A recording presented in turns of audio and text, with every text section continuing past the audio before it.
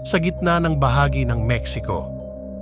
Ay matatagpuan ng Guanajuato, the most beautiful city sa Mexico. At alam nyo ba, may isang lugar sa syudad na ito na pinakadinarayo ng mga turista.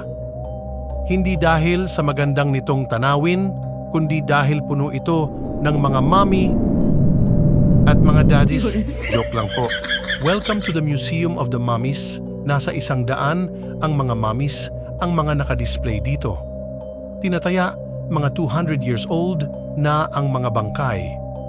Pero hanggang ngayon, hindi pa rin naaagnas ang kanilang mga katawan.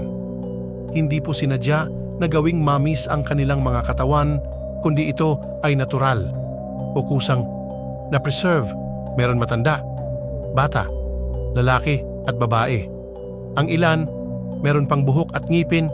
Makikita din dito ang pinakamaliit na mummy sa buong mundo. May nagsasabi na ilan sa mga mummies na ito ay namatay noong kumalat ang sakit na kolera. At ilan din daw sa kanila ay nilibing ng buhay. Tulad na lang sa mummy na ito, na tinawag nilang witch mummy, isa daw itong mangkukulam. Totoo kaya ito?